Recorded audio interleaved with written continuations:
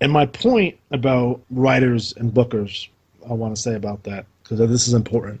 When you see something on television or an angle or a promo that you don't like, you automatically blame the writers. I don't blame the writers. See, I think you're giving the writers too much credit or too much power. Yeah. Who's in charge of creative in the WWE?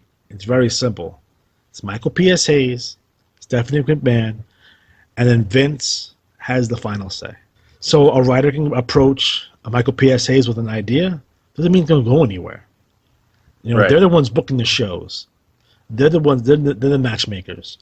A writer's not making a match. A writer's not going to say, oh, I'm going to put Roman Reigns and Dean Ambrose on Raw as the main event. No, that decision is with Vince. Yeah. So I wish people wouldn't blame the writers so much, because basically they're there to write dialogue.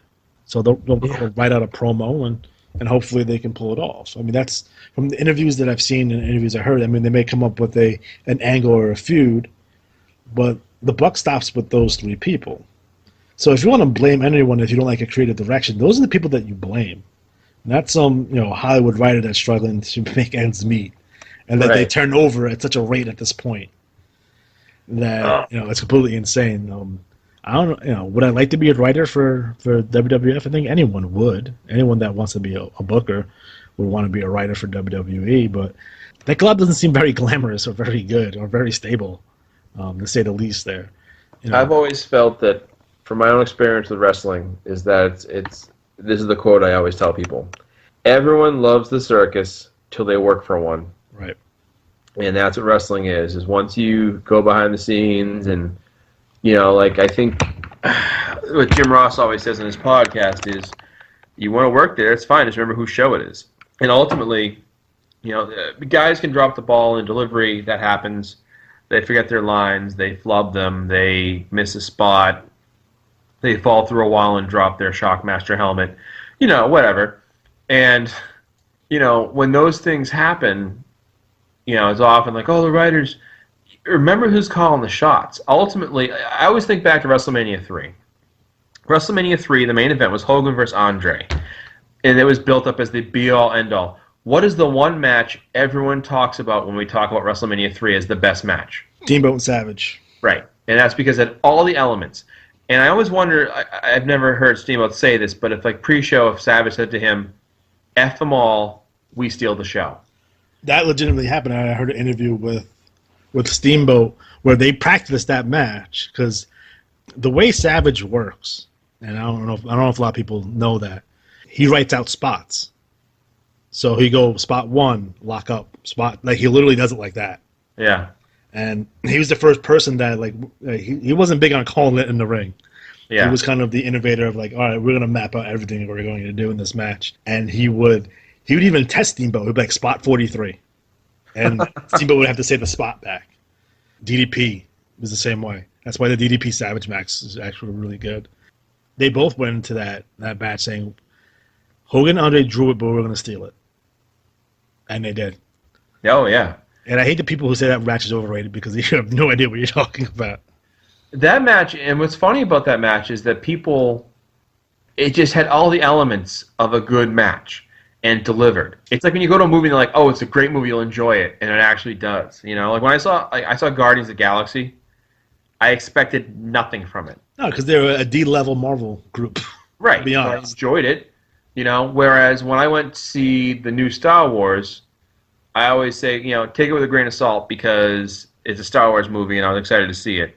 But I enjoyed how they delivered, even if I did say it was kind of a retread of the old movie, but that's not the point. It delivered, and I think they delivered, and that's the thing I would say is that I think if more guys went out there and said, to hell with what they're giving us, let's just give them a good match. And I think some guys probably still do that, don't get me wrong, I have a hard time. I think CM Punk was the last guy to really kind of push it. Right. I remember he randomly did a pile driver to John Cena, and I was aghast. The whole crowd was like, oh, pile driver, because number one, we haven't seen a pile driver in fucking 20 years. Right. And he went off a script because pile drivers are banned. Right. And I think the thing is, you think about all the ways wrestling is predictable. Unpredictability is what really sells it nowadays. And what they do, though, if you look at it now, The unpredictability of wrestling, that the point they sell is the, holy shit, look who showed up. That's almost always the huge selling point. Right. And some of the best moments in wrestling have been more about either a turn, Shawn Michaels turning on Marty Jannetty, Barry Windham turning on Lex Luger, Hogan getting turned on by Andre. Road Warriors and Dusty was a big one. Right, the spike in Dusty's eye.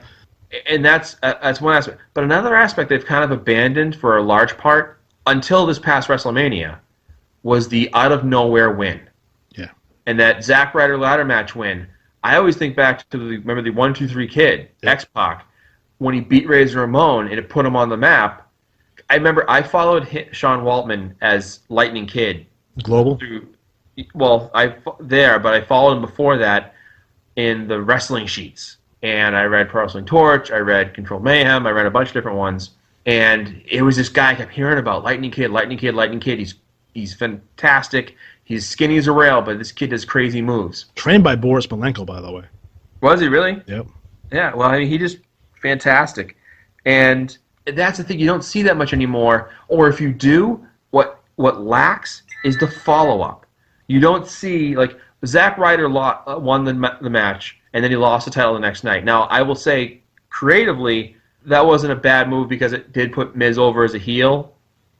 Like oh my God, and he's the loser heel, who's going to lose any minute. But you don't see that anymore where someone pulls an upset and they ride it.